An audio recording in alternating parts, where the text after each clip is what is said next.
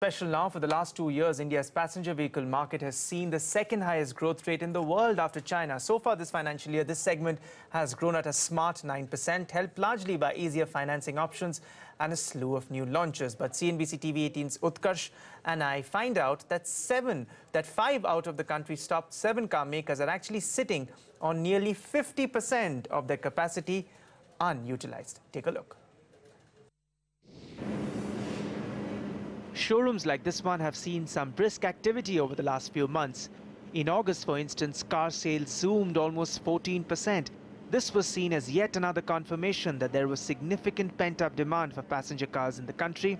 This also gave industry the confidence that it would see double-digit growth this fiscal, especially with the traditional boost from the festive season around the corner. But look under this shiny hood and you find an engine that's struggling to stay running. Barring Maruti Suzuki, not a single car maker of scale has clocked a growth of over 5% in the first 5 months of FY18. What's more worrying is that capacity utilization, which is an indicator of the automakers' production projections and actual production, hovers under 50% for most car makers. Let's crunch the production numbers for the country's 7 biggest car makers for the April to August period.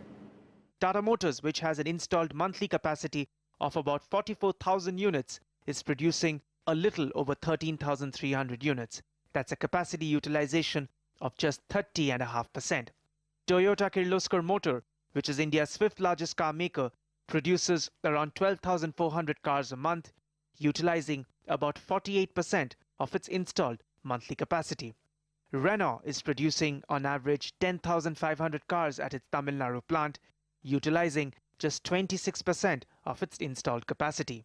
Meanwhile, Honda Cars has an installed monthly capacity of 20,000 units and is utilizing just 65% of this capacity. Even M&M, which has plants at different locations across the country, is utilizing under 60%. This is bad news on 2 fronts. Firstly, unutilized capacity is also margin dilutive, as it increases fixed costs without any commensurate return on investments in the short term.